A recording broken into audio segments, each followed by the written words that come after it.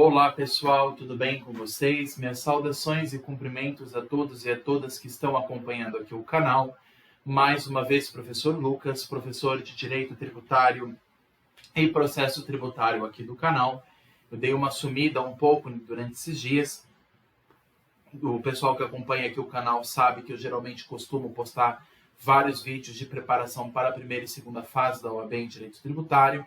Mas para continuar a nossa jornada de estudos e em preparação para a segunda fase em tributário, pessoal que vai prestar a segunda fase agora em janeiro desse ano de 2024, estou gravando esse vídeo em janeiro de 2024, em preparação para o pessoal que vai prestar o 39º, mas também estou preparando outros conteúdos para o pessoal que vai se organizar para o 40º exame de ordem da OAB também em 2024, tá?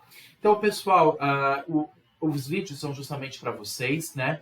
Justamente a dinâmica aqui das aulas, vocês sabem que tem tanto a parte teórica como também a parte prática, que eu considero fundamental, tanto elaborar os exercícios de segunda fase que caíram nos últimos exames, como também as peças processuais que caem.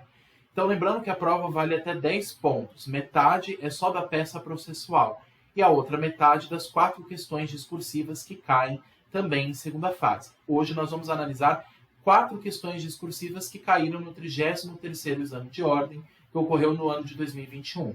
Os outros exames nós já analisamos. Nós analisamos os exames que caíram em 2023, 2022 e agora em 2021 com o 33º exame. Quanto mais exercícios vocês fizerem, quanto mais exercícios vocês analisarem, quanto mais gabaritos vocês analisarem também para ver como a FGV espera a resposta de vocês para cada questão, mais preparados vocês vão estar para a segunda fase. Então, eu sempre recomendo, tanto para o pessoal que se prepara para a primeira fase, que, claro, a gente sabe que é uma dinâmica diferente, como o pessoal que se prepara para a segunda fase, eu falo sempre a mesma coisa. Façam exercícios. Façam as peças processuais e os exercícios discursivos para a segunda fase, porque conforme que vocês vão fazendo os exercícios, pessoal, mais preparados vocês vão estar. E assim vocês vão saber como é que a banca FGV geralmente pergunta a cada questão, quais são os temas mais preferidos. Vocês sabem, o pessoal que está me acompanhando aqui no canal, sabe que tem temas que a OAB adora perguntar, dentre eles espécies tributárias. Sempre tem uma questão que pergunta de imposto, de taxa, ou tem questões que perguntam de execução fiscal. Então tem temas, pessoal, que a OAB FGV, também prescrição e decadência. Então, tem temas que a OAB FGV adora perguntar, tanto em primeira quanto em segunda fase. Mas como é que eu vou saber quais são esses temas que são mais perguntados? Fazendo exercícios. Por isso que o canal tem aula de exercícios que nós comentamos dos outros exames, desde os mais recentes, dos mais antigos, até os mais novos. Então, sempre analiso com vocês os últimos exames, os mais recentes, mas também analiso um pouco os mais antigos. Por quê? Porque a FGV ela também faz o seguinte, ou ela repete questões, ou ela acaba não só reciclando questões, mas também fazendo questões muito parecidas umas com as outras. Então, como é que vocês vão ter essa percepção? Sabendo se a questão é muito parecida com aquela que caiu no exame anterior ou não? Como saber como é que é a dinâmica de questões? Como saber os temas que são mais perguntados? Como saber essa dinâmica da FGV? Fazendo exercícios. Por isso que eu sempre vou bater na tecla aqui, pessoal, até o fim, façam exercícios. Quanto mais exercícios vocês fizerem, mais preparados vocês vão estar. Tudo bem? Hoje, na aula 17, vamos fazer a análise desses exercícios e do gabarito oficial que foi divulgado pela banca FGV-OAB pelo certame, pelo exame, que ocorreu do 33º exame de ordem unificado em 2021, do segundo exame de ordem da OAB em Direito Tributário, tá bom? Vamos analisar as questões e ver basicamente como o gabarito responde cada uma delas. Lembrando que a resposta, o gabarito da FGV é só um norte. Quanto mais fundamentações vocês trouxerem no gabarito de vocês, na resposta de vocês na segunda fase, mais pontos vocês vão ganhar. Lembrando que a FGV não desconta se você coloca uma fundamentação diferente da que está no gabarito. Ela desconta pontos se você não coloca a fundamentação que ela trouxe no gabarito. Então, quanto mais fundamentações vocês trouxerem nas questões, mais rica será a resposta de vocês e mais preparados vocês vão estar também para responder cada questão. Tudo bem? Vamos analisar então a questão de número 1 que caiu neste exame, do 33º exame. Questão número 1. Vou ler com vocês e aí a gente vai analisar as questões comentadas logo em seguida. Lucas foi demitido da empresa que trabalhava e, no momento da demissão, recebeu, entre outras verbas rescisórias, o valor referente a férias proporcionais e respectivo terço constitucional, bem como por liberalidade do empregador, em caráter individual a este empregado, um bônus por cada ano de trabalho prestado àquela empresa. Sobre todos esses valores, o Departamento de Gestão de Pessoal, como se fosse o RH, né? O Departamento de Gestão de Pessoal da empresa em que trabalhava, em que laborava, né? Reteve o respectivo IRPF, o Imposto sobre a Renda de Pessoa Física. Diante desse cenário, responda aos itens a seguir. A questão A diz o seguinte: está correta a incidência do Imposto de Renda da Pessoa Física, o IRPF, sobre o valor referente a férias proporcionais e respectivo terço constitucional? Justifique. B. Está correta a incidência do Imposto de Renda da Pessoa Física, o IRPF, sobre o bônus por cada ano de trabalho prestado àquela empresa? Justifique. Pessoal, uma questão que já pergunta outro exemplo aqui de espécie tributária. Como eu falei para vocês, um dos temas que a FGV OAB adora perguntar é de espécies tributárias. E hoje foi perguntado, no caso aqui da questão desse exame, o imposto de renda. Sempre tem questão que envolve o imposto de renda, o IPTU, o ITR, os impostos. Pessoal, aqui no canal, só fazendo um comentário aqui à parte, aqui no canal eu analisei com vocês em aulas muito anteriores as espécies tributárias. Nós analisamos todos os impostos previstos nos artigos que envolvem a competência federal, estadual e municipal. Então, nós analisamos a RMIT, a regra matriz de incidência tributária de cada um desses impostos. Todas essas aulas, já estão aqui postas no canal. Se vocês não conseguirem encontrar, me avisem e lá eu passo para vocês o conteúdo, tudo bem? Mas já está aqui no canal uma aula antiga que eu tinha analisado com vocês sobre imposto de renda, inclusive. A gente analisou o critério pessoal, quantitativo, qual que é a regra de incidência. Comentários gerais aqui, pessoal. Quando a gente analisou essa aula de imposto de renda lá atrás, a gente sabe que o imposto de renda não é só sobre a renda, é o imposto de renda e proventos de qualquer natureza. Então, o imposto de renda ele tem uma regra de incidência. Ele vai incidir sobre a renda fixa, o valor bruto que a pessoa recebe, que a gente chama geralmente de salário, mas também sobre outros proventos de qualquer natureza, ou seja, qualquer outro valor ou acréscimo patrimonial que a pessoa vai percebendo ao longo do ano.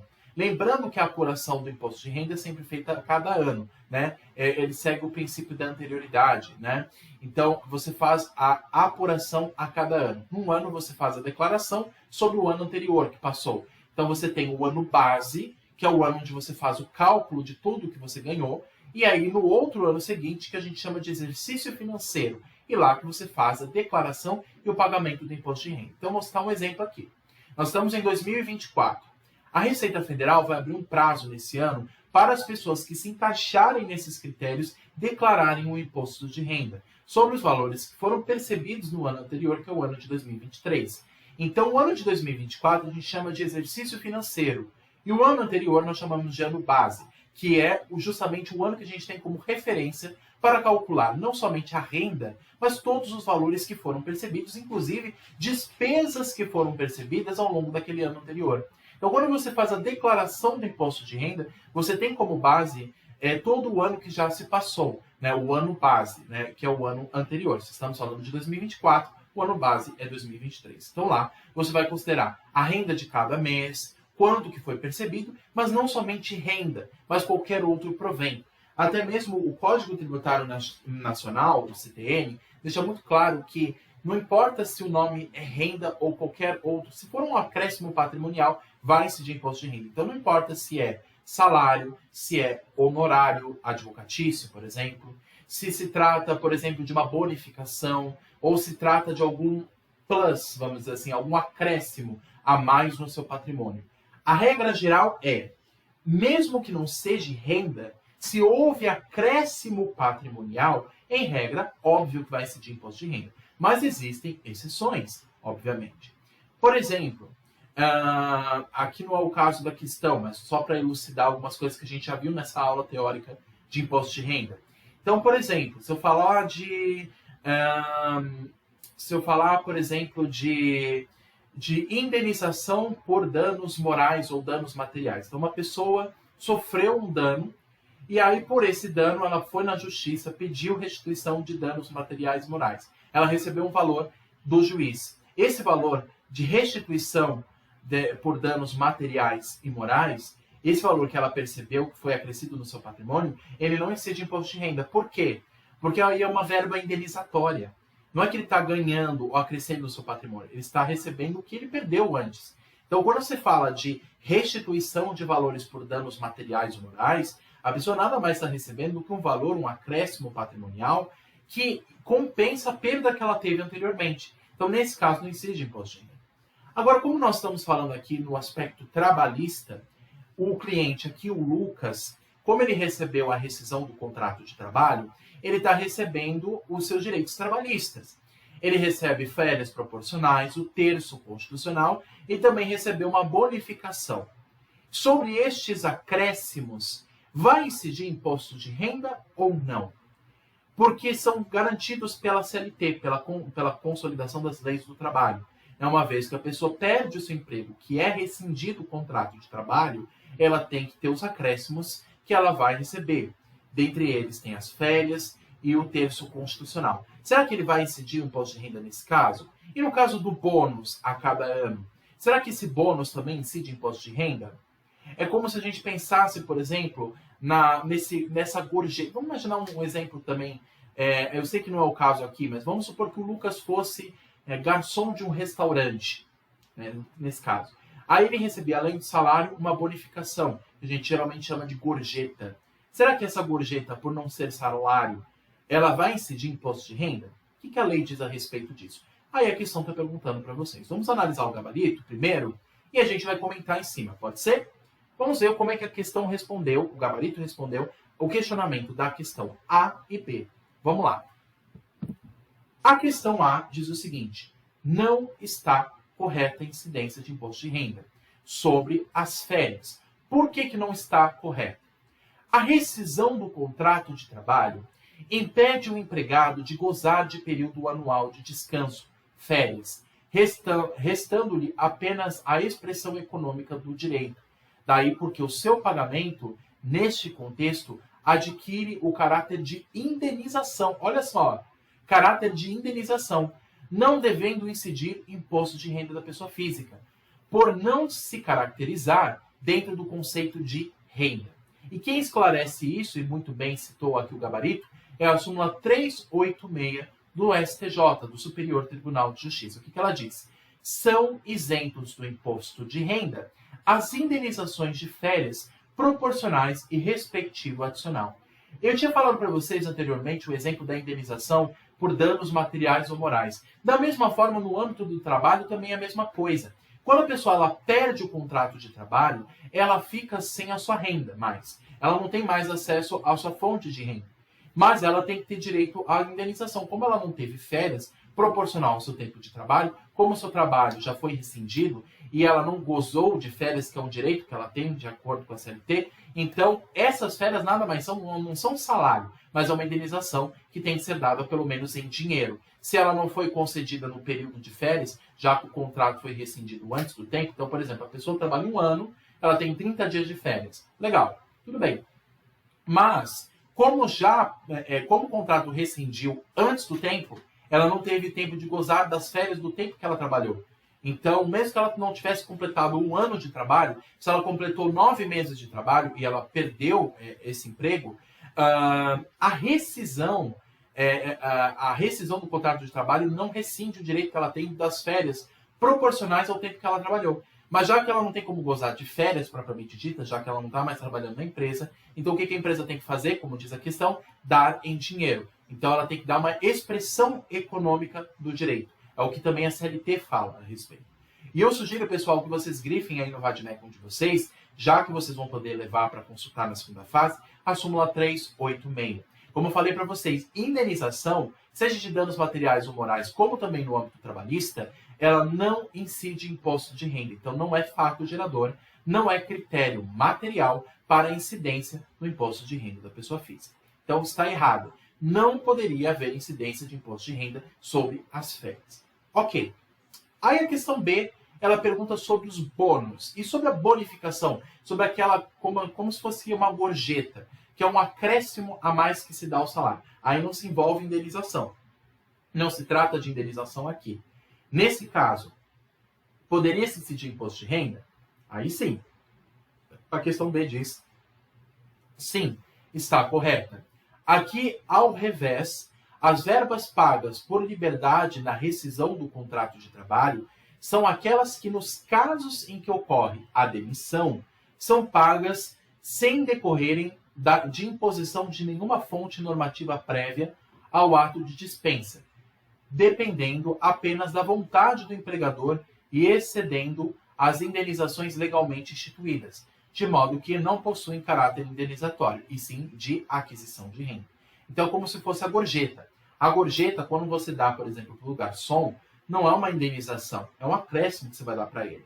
Lembra quando você vai num restaurante, você paga o valor do produto, de tudo que você consumiu, e mais, por exemplo, 10% sobre o valor que você pagou. Esse 10% acrescido é a gorjeta, é uma bonificação que você dá, como uma gratidão que você dá ao garçom que prestou aquele serviço para você. Então, nesse caso, é uma bonificação, é um mais que você dá. Tanto o cliente pode fazer isso, como no caso de um restaurante, como o próprio empregador também pode fazer isso. Ah, você trabalhou muito bem aqui na empresa, então vou te dar um a mais, um acréscimo. Isso também existe. Não só em relação ao cliente que dá, por exemplo, ao garçom num restaurante, como também a pessoa que contrata a outra. Olha, como você está trabalhando muito bem, então além do seu salário, eu vou te pagar uma verbinha aqui a mais, um valorzinho a mais aí para você curtir o final de semana, se divertir com a sua família. Então essa bonificação também incide em imposto de renda. Não é só o valor fixo bruto do salário, mas também a bonificação, o acréscimo que se deu. Mas lembrando que o acréscimo patrimonial tem que ser de fato um acréscimo, não pode ser uma indenização. Indenização, pessoal, não é critério de incidência de imposto de renda. Então, como eu falei na questão A, indenização por danos materiais, indenização por danos morais, indenizações trabalhistas, não vai incidir em imposto de renda. Então, nesse caso, não teria a regra de incidência do imposto de renda da pessoa física. Apenas o que, de fato, gera um acréscimo patrimonial. Tudo bem? Esses são os gabaritos para as questões A e B, né? As alternativas A e B da questão 1 aí desse 33º exame, tá bom? Lembrando que essas questões, pessoal, como eu falei, é um norte. Você pode criar também outras fundamentações, além dessas que foram expostas. E a questão B trouxe até o exemplo do artigo 153, inciso 3, da Constituição, e o artigo 43 do Código Tributário Nacional também como fundamentação. Além dessas fundamentações que foram trazidas aqui na questão, vocês também podem trazer outras fundamentações. Ah, mas se eu trouxer uma outra fundamentação além do gabarito, eu não perco ponto? Não. Mas você também não vai ganhar. Você precisa, na verdade, você até ganha pontos, mas você não ganha tantos por cento de pontos, vamos dizer assim. Mas você precisa citar a fundamentação que está no gabarito. Então, o que serve o gabarito? É para você ter um norte de como você responder a questão. É claro que você não vai responder igual ao que está no gabarito. Mas você tem que trazer o mínimo de fundamentação que possa coincidir com aquilo que a banca examinadora espera de vocês. Então, esses artigos que foram citados e as súmulas, é bom que vocês tenham grifado aí com vocês para que, se cair uma questão semelhante, vocês saibam onde está no CTN, na Constituição, ou numa outra lei específica, ou mesmo nas súmulas do STF e STJ, tá? Então, é importante vocês terem isso grifado com vocês. Quanto mais fundamentações vocês colocarem, melhor. Ou vocês ganham um pouco de ponto, ou vocês não ganham nada. Ou seja, vocês não vão perder se vocês colocarem várias fundamentações. Mas se vocês deixarem de colocar uma fundamentação que o gabarito já trouxe, aí vocês perdem ponto. Aí vocês deixam de ganhar aquele ponto que vocês poderiam ganhar com essa indenização. Então, na dúvida, pessoal, quanto mais artigos vocês trouxerem, quanto mais súmulas vocês trouxerem, quanto mais entendimentos que vocês trouxerem nas suas questões, mais rica ficará a sua resposta e mais pontos você tem de ganhar, tende a ganhar na sua resposta. Tudo bem? Então essas aqui são questões que o gabarito trouxe para trazer um norte para nós de como responder. Tudo bem?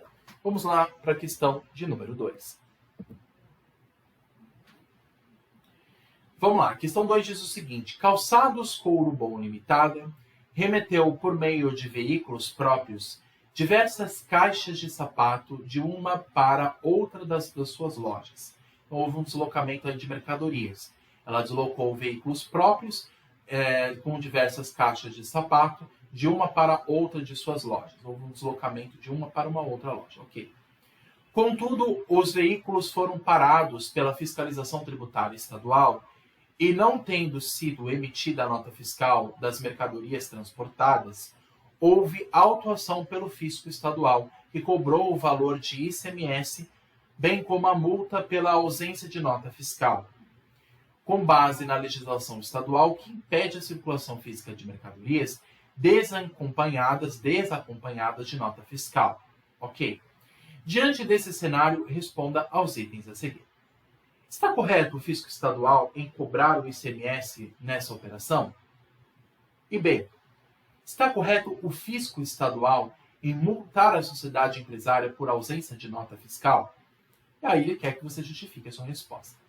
Pessoal, uma questão que é importante comentar aqui, eu sei que não tem nada a ver com a questão, quer dizer, tem a ver com a questão que envolve o ICMS, mas deixar claro aqui um adendo, que tem algumas pessoas que às vezes perguntam assim, mas professor, tem questões de ICMS, de ISS, desses impostos, mas agora com a aprovação da reforma tributária que o Congresso aprovou recentemente, nesse finalzinho de 2023 e início de 2024, a reforma tributária que vai extinguir o ICMS e ISS vai valer para o 39º exame de ordem? Não.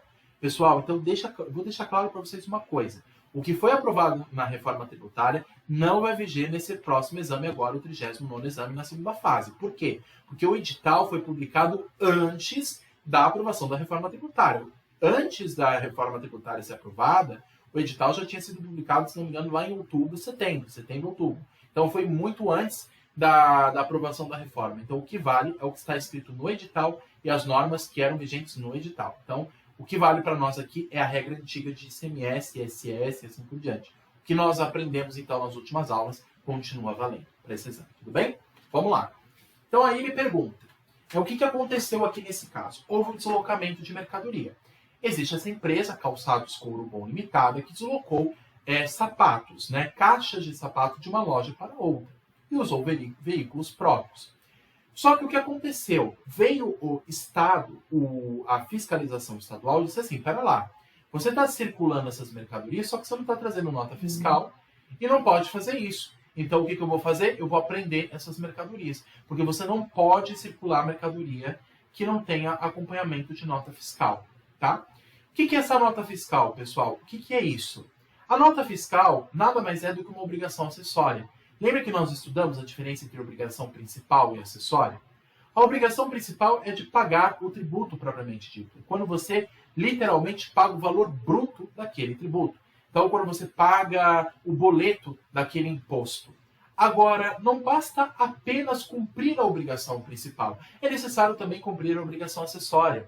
Lembrando que a obrigação acessória, ela não depende da obrigação principal. Mesmo que eu esteja quitado ou até isento de cumprir a minha obrigação principal, que é de pagar o tributo, eu devo prestar as informações ao fisco, sob pena de, uma vez não cumprindo essas obrigações acessórias, eu posso até mesmo sofrer uma penalidade pecuniária, como no caso a multa. Então, a emissão de nota fiscal nada mais é do que o cumprimento de uma obrigação acessória. Então, toda mercadoria, quando ela é circulada, ela deve ser acompanhada de nota fiscal. Se não houver esse acompanhamento de nota fiscal, pode-se sim aplicar a multa. A multa nada mais é do que uma obrigação pecuniária compulsória, não é um tributo, mas é uma obrigação pecuniária compulsória, ou seja, o pagamento de um valor obrigatório, que não se classifica como tributo, porque a multa é uma penalidade pecuniária, e tributo não é penalidade. Agora, você não cumprir uma obrigação tributária pode gerar essa penalização, que no caso é uma penalização administrativa, a cobrança de multa. Desculpa. Então, o não cumprimento de uma obrigação acessória, mesmo que ela tenha esse nome, gera a obrigação de pagar multa. Então, nesse caso, pessoal, a multa ela serve justamente para obrigar a pessoa a cumprir as obrigações tributárias. Não só a principal, de pagar o tributo, propriamente dito, mas também de cumprir as obrigações acessórias. Um outro exemplo de obrigação acessória é quando eu presto informações ao fisco. como, por exemplo, a declaração do imposto de renda. Lá eu coloco todos os dados no site da Receita Federal. Quanto que eu tive de salário, quanto que eu tive de bonificação, isso aí é obrigação acessória. Não é em si pagar o tributo, mas é prestar as informações ao fisco. E o fisco tem que saber o que você teve, o que você ganhou, o quanto que você está circulando de mercadoria, como a gente está falando aqui de ICMS, o fisco estadual ou mesmo o municipal precisa saber o que está circulando. Qual que é a mercadoria, qual que é a espécie de mercadoria, qual que é o valor dessa mercadoria, qual que é a característica física dessa mercadoria. Todas essas características dessa circulação de mercadoria devem constar na nota fiscal. Tudo bem? Agora vem a questão. Circulação de mercadoria. Aí veio a autoridade estadual cobrando o ICMS. A questão é, está correto o fisco estadual cobrar ICMS nessa operação? Como é que eu vou saber se incide ICMS ou ISS? Pessoal, lembra que nós temos o imposto municipal chamado ISS, que é o Imposto sobre Serviços. E o Imposto sobre Serviços, que não se confunde com o ICMS, ele é regido pela Lei Complementar 116. Nessa Lei Complementar 116, lá tem um rol, no final dessa lei, tem um rol taxativo. E nesse rol taxativo, ele diz claramente onde e quando incide ISS. Quando incide ISS, não pode incidir ICMS. Então, o ISS, que é de âmbito municipal, aí incide esse imposto. Vai incidir o ISS.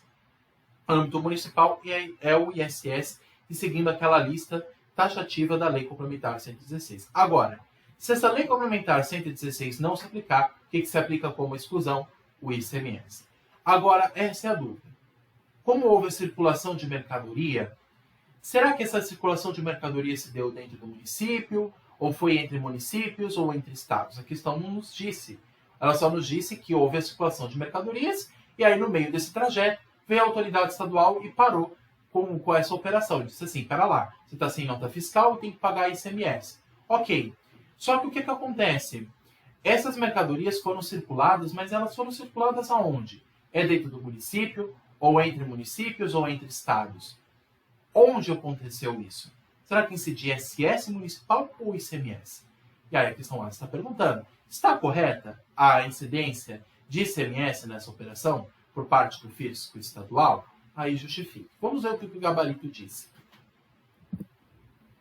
Questão A diz, não está correto. Por que não está correto a questão A?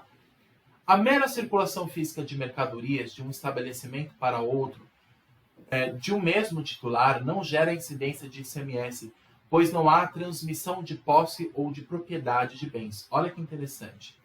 Então, a súmula 116 diz o seguinte, não constitui fato gerador de ICMS o simples deslocamento de mercadoria de um para o outro estabelecimento do mesmo contribuinte. Que foi justamente o que aconteceu. É a mesma empresa que só circulou uma mesma mercadoria de um estabelecimento seu para outro. Vou citar um exemplo aqui para ficar mais fácil.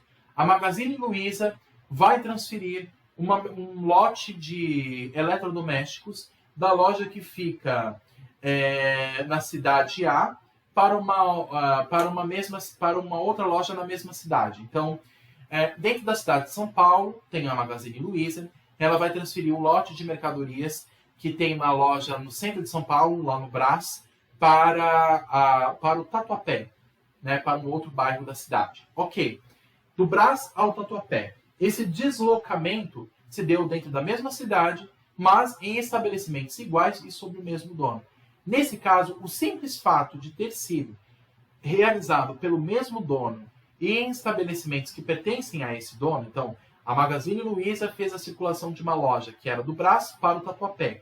Nesse caso, a Magazine Luiza é tanto dona da loja do Brás quanto do Tatuapé. Então, não faz sentido fazer essa cobrança de ICMS, sendo que o contribuinte é o mesmo e sendo que não houve também a transferência de posse ou propriedade. Não está havendo a compra dos bens. Só está havendo a circulação de uma mercadoria de uma loja para outra. Ah, está faltando eletrodomésticos lá na loja do Tatuapé. Então, vou fazer o seguinte.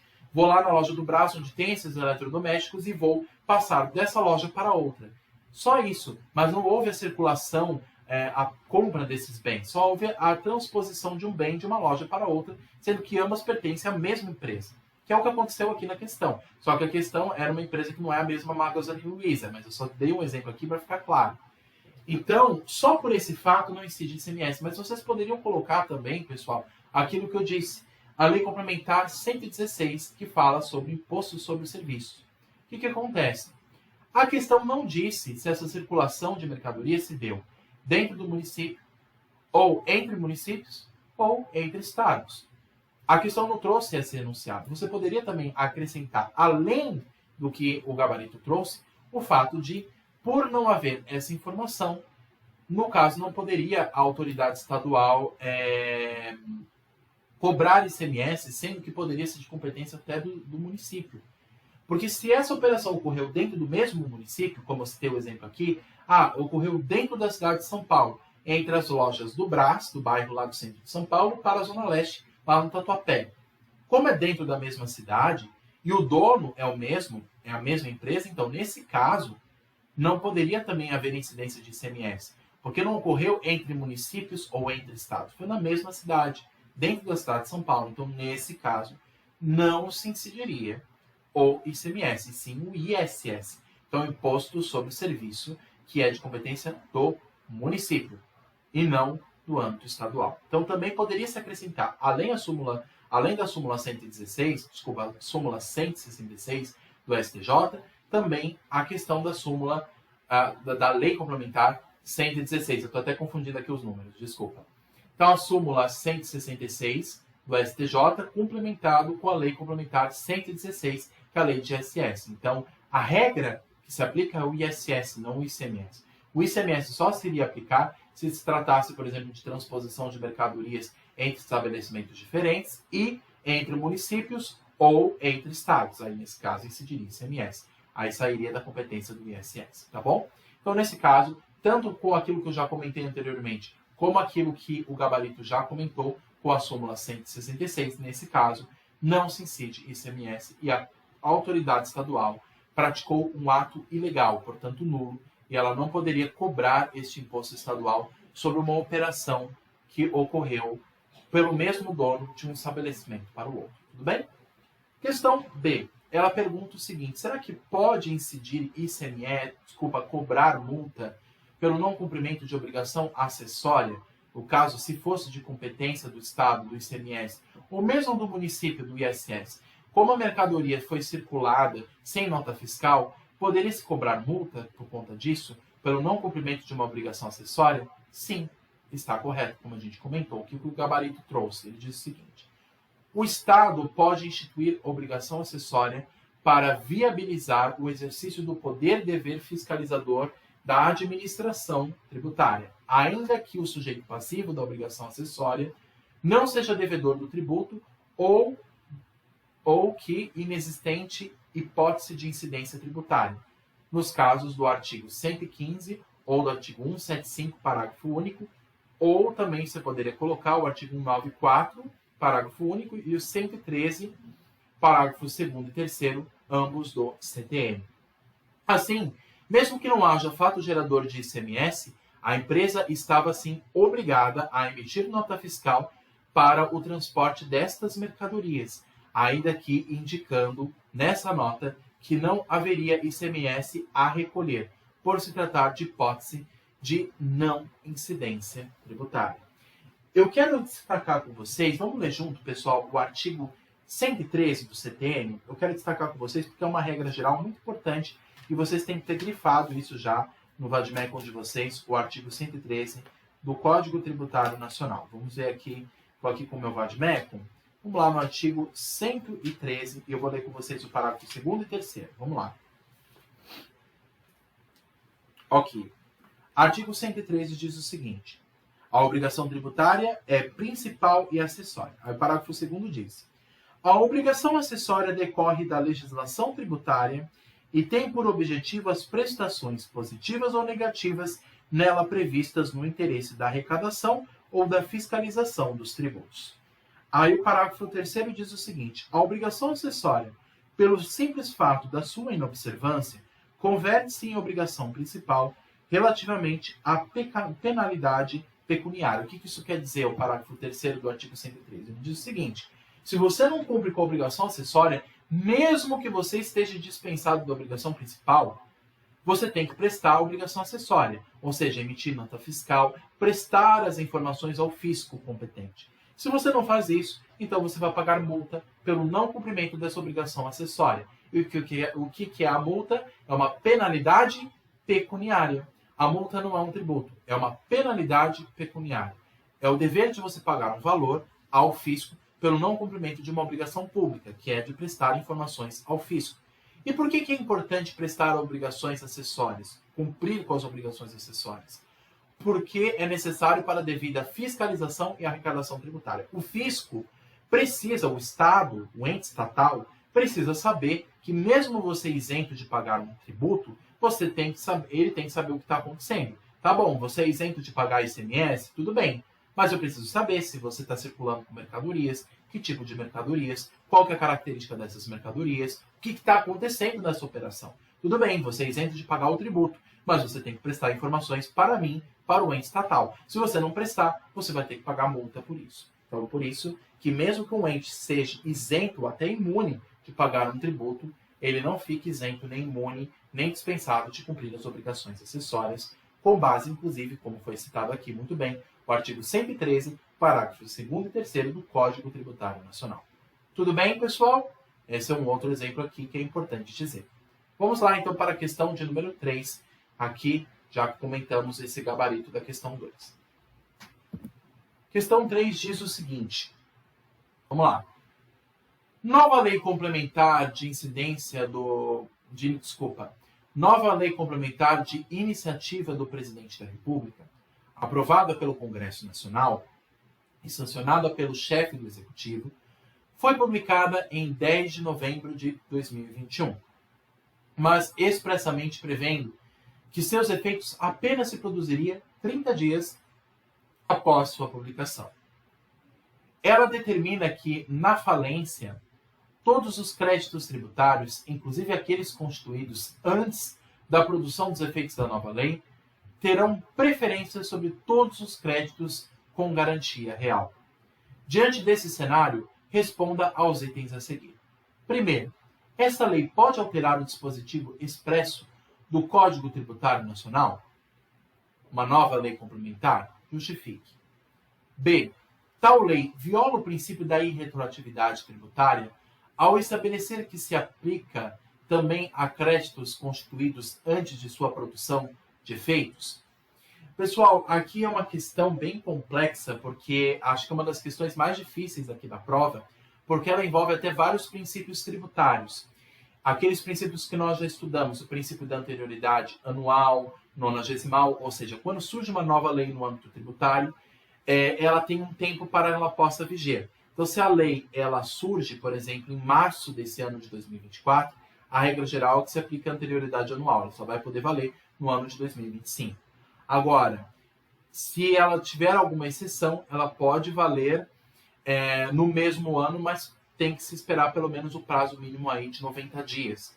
Ou se a lei ela surge no final de um ano, ela tem que esperar no mínimo 90 dias para que ela possa viger no ano seguinte. Então, ela foi publicada em novembro ou dezembro de um ano. Ela só vai ter que valer depois de 90 dias, já no outro ano, no ano seguinte, mas não valer já no dia 1º de janeiro daquele respectivo ano, porque senão seria um prazo curto. Ou seja, se não se aplica a anterioridade anual, se aplica por exclusão a anterioridade nonagesimal. Lembrando que as anterioridades elas não se excluem, mas sim se complementam. Então, se você não aplica anterioridade anual, você aplica por exclusão a anterioridade nonagesimal para que o contribuinte tenha um tempo mínimo para saber qual que é a nova lei e possa se preparar para a nova regra de tributação. Então, o que aconteceu aqui? Surgiu uma nova lei complementar para alterar uma disposição, dizendo o seguinte, que agora os créditos tributários no processo de falência vão ter preferência sobre todos os outros créditos. Nós sabemos, por exemplo, que existe a lei de falência, que trata sobre também a ordem dos créditos, né? Então, nós temos primeiro os créditos em garantia real, nós temos também os créditos trabalhistas e só depois vem os créditos tributários. Existe uma regra já estabelecida em lei. Só que aí, o que aconteceu? Veio uma nova lei dizendo assim, pera lá, essa regra vai mudar. Agora os créditos tributários vão ter preferência sobre todos os outros, inclusive sobre os créditos com garantia real. Então houve uma alteração do que havia anteriormente. E aí ele diz o seguinte, ela não vai passar a viger somente para fatos futuros, mas ela vai ter como efeito fatos anteriores à lei. Olha só o que diz o final da questão. Ela determina aqui na falência todos os créditos tributários, inclusive aqueles constituídos antes da produção dos efeitos da nova lei, terão preferência sobre todos os créditos com garantia real. Então, ele vai alterar uma regra não somente para frente, mas para trás. Será que não está violando o princípio da irretroatividade tributária? Porque nós sabemos que existe esse princípio e basicamente diz o seguinte, o que é esse princípio da irretroatividade tributária? A regra geral é, se surgir uma nova lei tributária estabelecendo uma nova regra, por exemplo, aumentar o valor de um tributo, alterar uma regra de prescrição ou decadência, ela somente vai ter efeitos para frente, ou seja, efeitos ex nunc, daqui para frente. Mas existem exceções à irretroatividade tributária. Um exemplo de uma exceção em irretroatividade tributária é, por exemplo, nos casos de penalidade tributária. Então, por exemplo, se surge uma lei nova tributária que favorece um contribuinte devedor, que traz um benefício a esse devedor, que isenta de pagar uma multa ou de pagar alguma penalidade tributária, então, nesse caso, ela poderia retroagir a fatos anteriores. Então, é uma exceção em retroatividade, mas a regra geral é uma lei tributária não pode ter efeitos retroativos, para não violar o princípio da segurança jurídica, inclusive. Então, uma nova lei tributária, quando ela surge, ela só pode valer, em regra, para fatos futuros, não para fatos passados. Mas será que é uma exceção a essa regra que a questão está trazendo? Será que é uma exceção à retroatividade tributária ou a retroatividade tributária se aplica nesse caso? Ou seja, essa nova lei complementar, ela poderia ter feito o que ela fez, de retroagir a fatos anteriores e dizer, olha, esses créditos tributários vão ter preferência sobre todos os outros, inclusive sobre os créditos em garantia real no processo de falência. Será que isso é possível? Será que é uma exceção à retroatividade? Vamos analisar os gabaritos, então, pessoal, para a gente entender, primeiro, se a questão A está correta ou a questão B está correta ou não. Questão A pergunta, essa lei complementar, ela pode alterar no dispositivo expresso do CTN? Será que uma lei complementar tem competência para isso? Qual que é a natureza do Código Tributário Nacional? Será que o Código Tributário Nacional é uma lei complementar? É uma lei ordinária? Qual que é o status dessa lei que é o Código Tributário Nacional? Vamos analisar e a gente comenta a respeito agora com o gabarito. Questão A diz o seguinte. Sim, pois o Código Tributário Nacional foi recepcionado pela Constituição Federal de 88 como lei complementar que veicula normas gerais em matéria de legislação tributária, somente podendo ser alterada por outra lei complementar nacional, tal como descrito pelo artigo 146, inciso 3 da Constituição Federal. O que acontece? O Código Tributário Nacional, pessoal, é uma lei antiga, se não me engano, dos anos 70. Então, o Código Tributário Nacional, ele tinha uma vigência no regime constitucional anterior. Quando foi promulgada a Constituição Federal de 88, houve um efeito que o direito constitucional chama de recepcionar leis anteriores. Então, tivemos várias leis anteriores que ainda vigem atualmente. Por exemplo, o Código Penal é uma lei antiga que tem mais idade até do que a Constituição. Quando surgiu a Constituição de 88, ela foi recepcionada. Então, a lei que havia no regime constitucional antigo foi recepcionada. A mesma coisa foi a CLT, o Código de Processo Penal, o Código antigo que havia, o Código de Processo Civil de 73, o Código Civil se não me engano, de 1906, se não me engano, antes do atual, que é o de 2002. Então, o Código Civil anterior também foi recepcionado. Então, quando surgiu a Constituição Federal de 88, várias leis antigas foram recepcionadas, tendo o caráter que observa a Constituição Federal. A mesma coisa foi o CTN. O CTN, na verdade, ele é conhecido como a Lei 5.172, de 25 de outubro de 1966. Então, o CTN foi recepcionado com o caráter de lei complementar. Lembrem-se, pessoal, que o CTN está só abaixo da Constituição. A primeira coisa que vem no âmbito tributário é a Constituição. Abaixo da Constituição, para complementar aquilo que a Constituição já disse, é o Código Tributário Nacional. Então o CTN ele tem caráter de lei complementar. Mesmo que o nome oficial dele não tenha esse nome, lei complementar, o caráter dele, segundo a doutrina e segundo o entendimento da Constituição e do STF, é que o CTN tem caráter de lei complementar. Então, somente pode ser alterado por lei complementar. Se a questão tivesse dito assim, por lei ordinária houve alteração de uma regra do CTN, então essa lei, obviamente, que é inconstitucional. Por quê? Porque a Constituição disse muito claro, com base no artigo 146, inciso 3, que somente pode haver alteração de lei complementar por meio de outra lei complementar. Não pode ser por meio de lei ordinária, por exemplo. Por quê? Porque nós estudamos, pessoal, a hierarquia das leis. Primeiro vem a Constituição, depois vem a lei complementar, depois vem a lei ordinária, depois vem os atos normativos e assim por diante. Então, nós temos uma hierarquia de normas, que inclusive nós entendemos como a pirâmide Hans-Kelsen. Lembra que nós estudamos a pirâmide de Kelsen?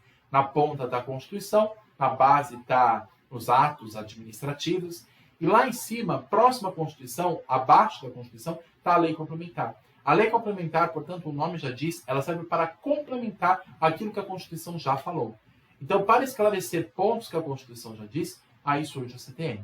Então, o CTN só pode ser alterado por uma outra lei complementar.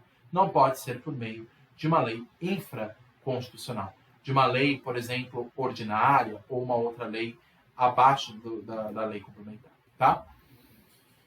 Então, pessoal, o CTN aqui, nesse caso, ele pode ser alterado por uma nova lei complementar, porque ele tem esse caráter, segundo o artigo 146, inciso 3 da Constituição.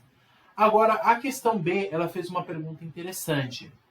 Será que viola o princípio da irretroatividade tributária? O que aconteceu, por exemplo, surgiu uma lei complementar dizendo que haverá uma alteração na regra dos créditos, né? Então, o crédito tributário vai passar a ter mais força do que os créditos em garantia real. Será que ela poderia ter feito isso para retroagir a fatos anteriores ou não? Será que viola a irretroatividade tributária, que é uma regra geral? A questão B diz que não, pois a irretroatividade tributária é princípio constitucional tributário que se aplica apenas à hipótese de cobrança de tributos em relação a fatos geradores ocorridos antes do início da vigência da lei que os houver instituído ou aumentado. Por exemplo, trazido pelo artigo 150, inciso 3, a linha A da Constituição. E não a legislação que, posteriormente, à ocorrência do fato gerador da obrigação, apenas tenha outorgado ao crédito maiores garantias ou privilégios. O que isso quer dizer? Pessoal, a irretroatividade tributária, ela se aplica, por exemplo, a casos que o fisco quer aumentar o valor do tributo. Então, nesse caso, quando há um aumento do valor do tributo, um aumento, uma alteração, uma majoração do valor da carga tributária, aí, nesse caso, realmente não se poderia retroagir, porque aí vai trazer um valor muito alto, muito excessivo para o contribuinte pagar. Então, quando envolve valor de tributo, então, se houver a majoração desse tributo, o aumento do valor do tributo, da base de cálculo desse tributo ou da sua alíquota, então só poderia valer para frente e não para trás. Só poderia retroagir, por exemplo, em casos de penalidade, se a penalidade for mais benéfica ao contribuinte devedor, ou, como eu disse, por exemplo, no caso de... no caso aqui, como a questão trouxe, né, de uma mera alteração de um pequeno fator na regra tributária. Então, se aqui não está falando de aumento de um tributo, mas apenas de dar um privilégio a esse tributo, então não houve alteração em si do valor do tributo, ele só está dando uma garantia a mais. Porque o tributo, ele já vai ter que pagar, o contribuinte já vai ter que pagar aquele valor bruto. O que aconteceu aqui não é haver uma alteração do valor do tributo, não houve aqui nesse caso, pessoal, uma alteração do valor do tributo. Não houve uma majoração tributária. Aqui se trata apenas de se dar uma garantia a mais ao tributo, que ele vai ser pago com prioridade. Tudo bem? Então o tributo vai ser pago da mesma forma, mesmo para fatos anteriores. Então é uma obrigação tributária que tem que ser paga. Agora, não houve uma majoração. Se houvesse uma majoração desse valor, aí sim, a regra nova só poderia valer para frente e não para trás. Mas como não houve alteração da base de cálculo nem da alíquota, o valor se manteve o mesmo, apenas se está dando uma garantia a mais de que esse valor vai ser pago, ou seja, vai ter um privilégio a mais, nesse caso, não há nenhuma alteração grave. Então, nesse caso, poderia retroagir a fatos anteriores, essa lei complementar em questão. Tudo bem? Espero que tenha ficado claro, pessoal, com a minha explicação. Se não ficou claro, por favor, deixem os comentários aqui embaixo do vídeo, as suas questões, que eu vou tentando responder aqui para vocês, tudo bem? Pessoal, então se não ficou clara a explicação, às vezes eu acabo falando rápido, por favor, deixem os questionamentos aqui embaixo nos vídeos e aí eu vou respondendo vocês, tudo bem? Vamos para a última questão, então. Questão de número 4. A Sociedade Empresária Mal Entendido Limitada, sediada no Brasil, mas também com filial no país estrangeiro X, possui uma série de dívidas tributárias com o Fisco Federal. Em razão disso, no sítio eletrônico da Secretaria Especial da Receita Federal do Brasil, a SERFIB, foram divulgadas informações relativas às suas inscrições na dívida ativa tributária da União, bem como informações quanto a parcelamentos tributários a que havia aderido. Além disso, a Fazenda Pública da União, sem fazer uso de mecanismos de cooperação jurídica internacional e sem que houvesse tratado, acordo ou convênio com o país estrangeiro X, permutou informações fiscais da sociedade empresária que com aquele Estado estrangeiro no interesse da arrecadação e fiscalização do tributo. Diante desse cenário, responda aos itens a seguir.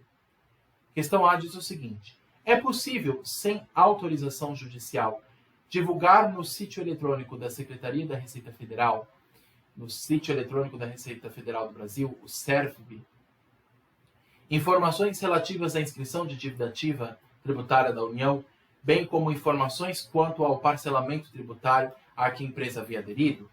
Justifique. Questão B.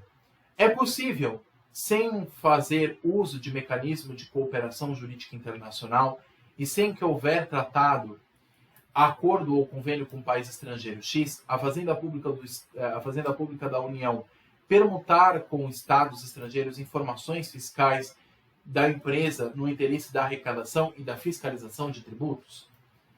Então, basicamente, está perguntando o seguinte: a Receita Federal, que é um órgão administrativo da União, que faz a fiscalização dos tributos federais, a Receita Federal, ela pode divulgar informações sigilosas das empresas, dos contribuintes em geral? Ela pode divulgar no seu site, que é um órgão público, divulgar informações daquela empresa, que ela está devendo tanto, que ela tem uma dívida, que ela tem um determinado parcelamento que ela está cumprindo? Será que a Receita Federal pode fazer isso sem autorização judicial? Divulgar informações sigilosas do contribuinte? Porque nós sabemos que ela pode ter acesso a essas informações, porque é um fisco, é a atribuição do âmbito administrativo fiscal. A Receita Federal, ela tem competência de fiscalizar informações dos seus contribuintes, né? Ela não precisa de autorização judicial prévia.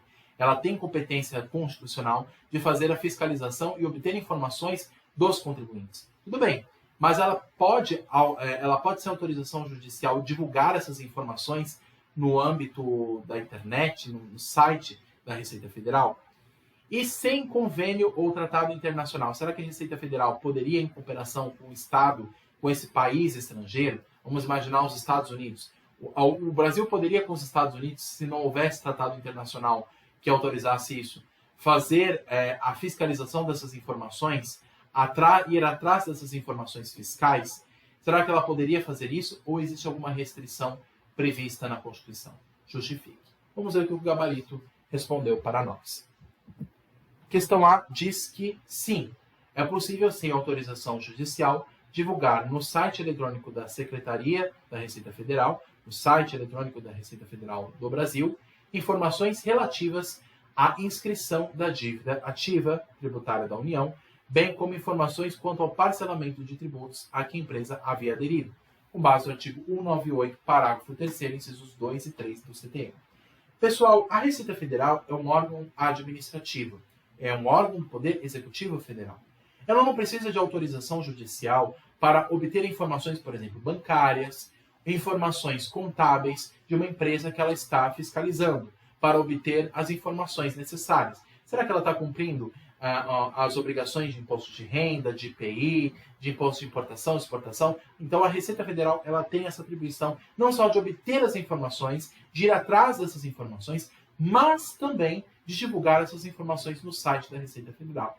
Então, ela também não tem só a competência de fiscalizar essas informações, mas também de divulgar essas informações no site da Receita, assim como divulgar essas informações nos sites oficiais da União. Tá? Então, a questão correta A é sim. Então, não só a Receita Federal tem competência de obter informações sem autorização prévia do juiz federal, mas também ela tem competência de fazer a obtenção dessas informações e divulgá-las no site, que é o órgão oficial da Receita. Aí a questão B diz que será que a União poderia, sem tratado ou convênio internacional, fazer essa obtenção desses dados em cooperação com o Estado estrangeiro, sem que haja um tratado que legitime isso? A resposta é não. Não é possível, sem fazer uso de mecanismos de cooperação jurídica internacional e sem que houvesse tratado, acordo ou convênio com o país estrangeiro X, a Fazenda Pública da União, permutar com o Estado estrangeiro informações fiscais das empresas, no interesse da arrecadação da fiscalização do tributo. Quem esclarece isso é o artigo 199, parágrafo único do CTM, que eu vou até ler com vocês aqui. Vamos lá, então, ler o artigo 199 do CTM, que ele diz para nós o seguinte. O artigo 199, eu vou procurar aqui no meu Vadimeco. Enquanto isso, vocês vão acompanhando aí. Aqui, ó. Parágrafo 199 diz o seguinte. A Fazenda Pública da União e as dos Estados, do Distrito Federal e dos municípios prestar-se-ão mutuamente assistência para a fiscalização de tributos respectivos e permuta de informações, na forma estabelecida em caráter geral ou específico, por lei ou convênio. Aí o parágrafo único diz o seguinte. A Fazenda Pública da União, na forma estabelecida em tratados, acordos ou convênios, poderá permutar informações com estados estrangeiros no interesse da arrecadação e da fiscalização de tributos. Então, o que acontece? Para que a União possa obter informações do contribuinte, ela pode obter informações, cruzar dados, como a gente diz, com os estados, os municípios e o Distrito Federal, se ela tiver convênio com esses outros entes federados. E geralmente a União tem. Agora, com um estado estrangeiro, vamos supor, o Brasil está investigando uma empresa que tem também filial nos Estados Unidos. O Brasil quer obter informações fiscais dessa empresa. Ele pode, em cooperação com os Estados Unidos, fazer a obtenção dessas informações fiscais dessa respectiva empresa, que tem sede no Brasil, mas tem uma filial nos Estados Unidos? Pode. Mas o que acontece? Para isso, ela tem que ter um tratado ou convenção internacional que autorize. Então, para que se legitime um ato administrativo, deve haver lei prévia que autorize. Porque, do contrário, esse ato é ilegal, que é o que aconteceu aqui. Mesmo que o Estado estrangeiro tenha consentido com esse ato e, em comparação com o Brasil, tenha obtido essas informações, se não há... se não há tratado ou convênio internacional que autorize isso, não poderá haver este ato. Então, pessoal, é só lembrar o que diz basicamente o artigo 5º, inciso 2 da Constituição.